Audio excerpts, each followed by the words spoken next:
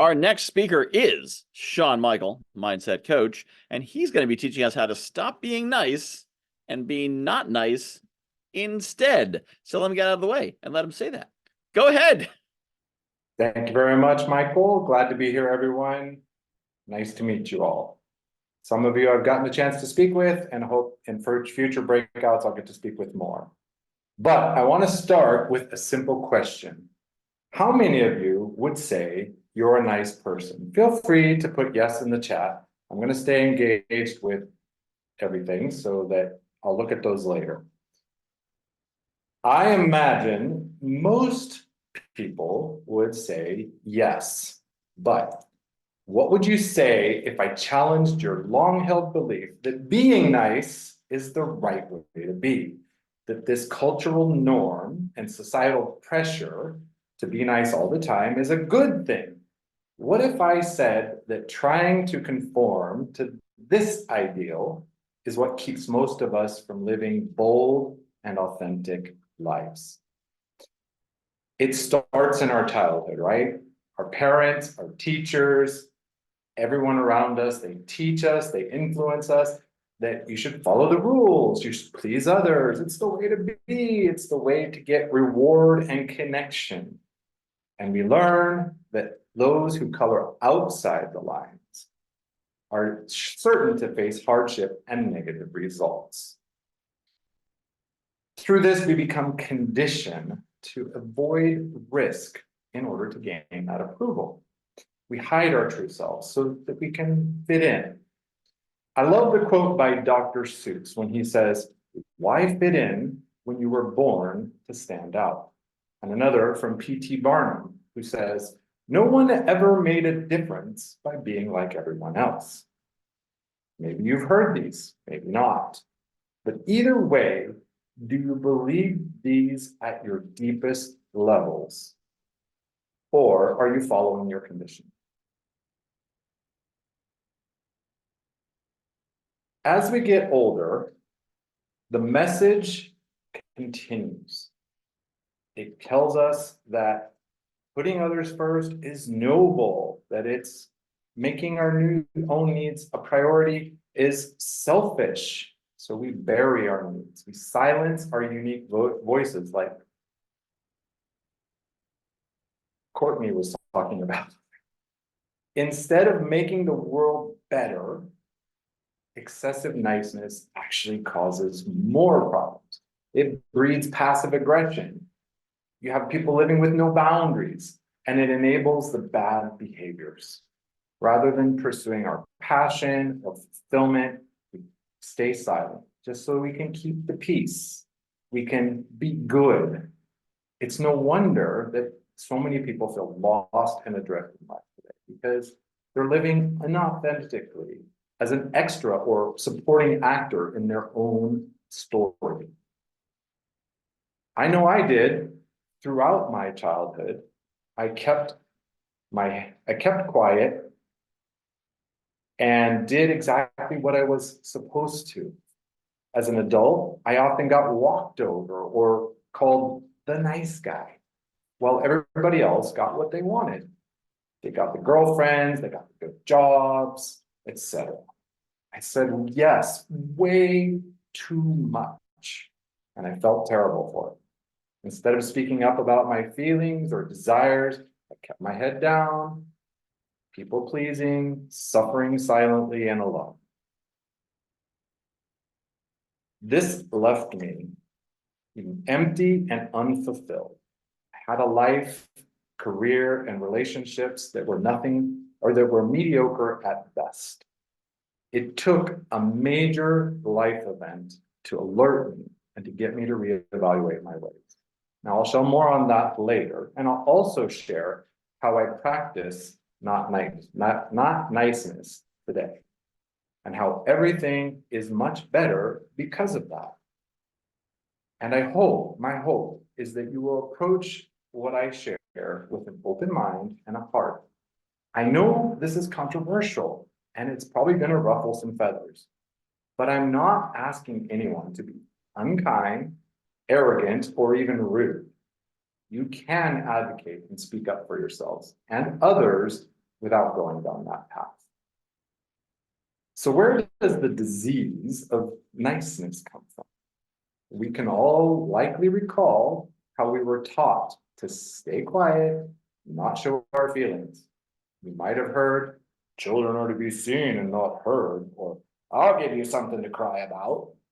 I know I did, among other messages that taught me the same. And in school, the students who received the most positive attention were the nice ones.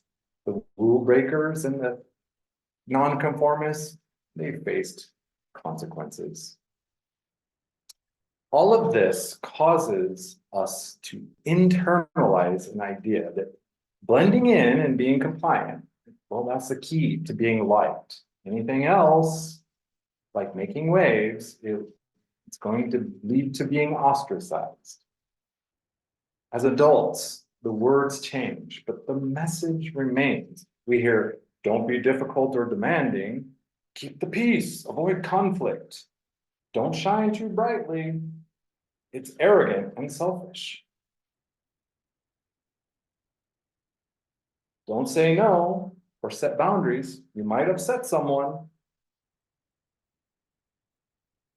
These messages continue to lead us to stifle our originality and our true selves, to bury our desires so that we maintain harmony, acceptance, and approval.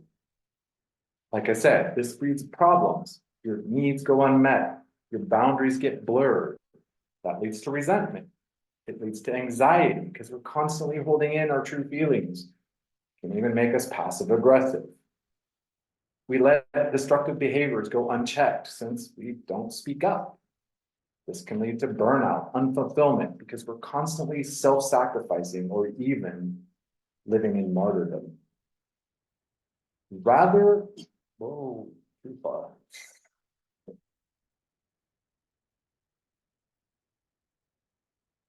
Sorry.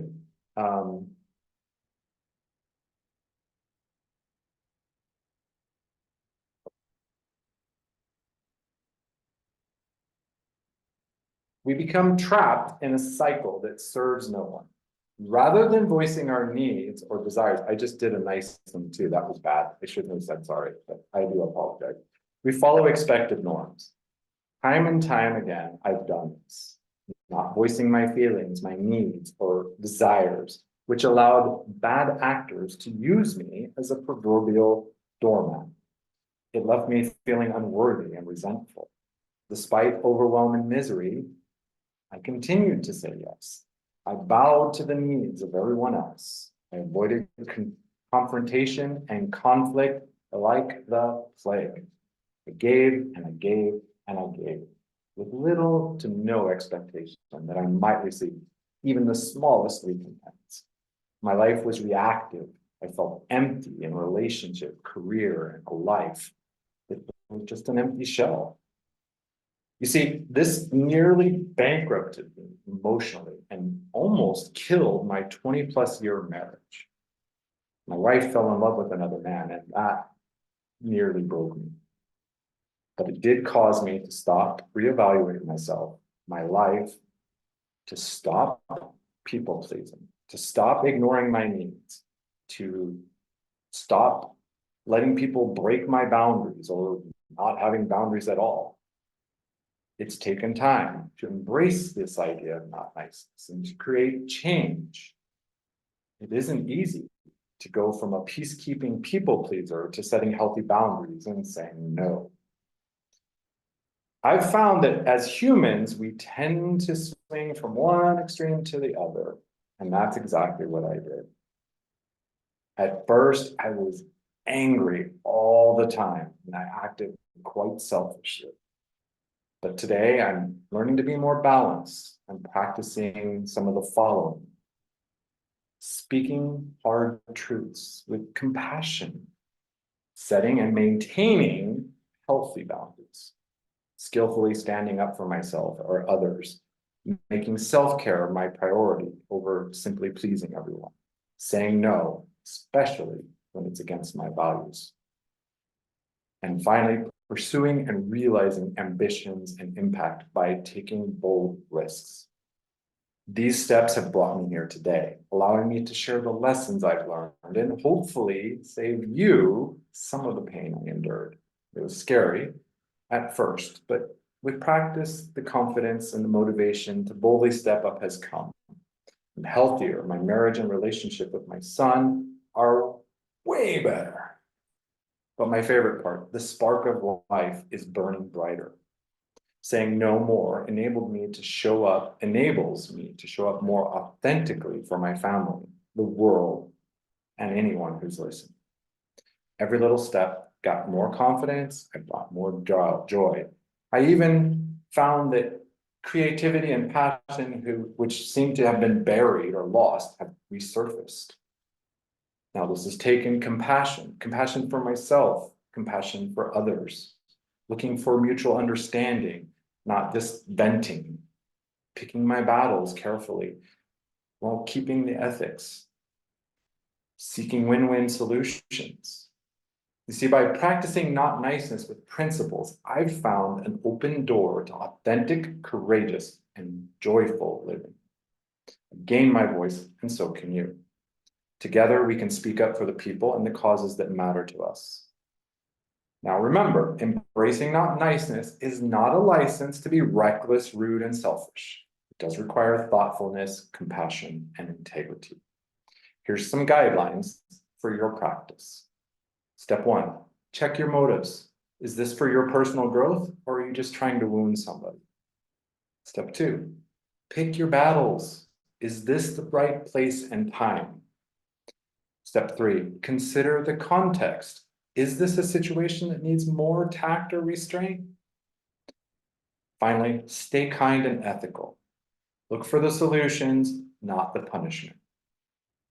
When this is all done correctly, you will build healthier relationships, and you'll learn to mix ambitious, not niceness, with service and a win-win mindset. It takes practice, but with that practice, you'll gain more confidence and the ability to switch between niceness and constructive not niceness more easily, depending on the situation. You can be a bit more provocative, disruptive, or assertive, and therefore provide the highest contribution without being less compassionate. It will take courage and conviction, but I believe you have it. Let's find the freedom to be our authentic selves, expressing every aspect. Niceness can be wonderful, so can not nice. Let me reaffirm that being overly nice is not noble or beneficial. It just brings resentment, those unmet needs, and bad behaviors. But aggression, egoism, and insensitivity aren't the answer either. We must integrate compassion and conviction. I hope that you reflect on your own life and where you might integrate some creative not niceness so that you can live into your higher purpose. The world needs more bold and courageous people to share and speak up for the progress of all. It's okay to rock the boat once in a while. Someone somewhere is waiting to hear your message, your voice. Let me close with a quote from Brené Brown. She says, "Daring to set boundaries is about having the courage to love ourselves, even when we risk disappointing others." In one of the breakouts or the time afterwards, I look forward to questions, discussions, talk about how you have or how you might practice not niceness. Thank you everyone for your time, openness, and attention.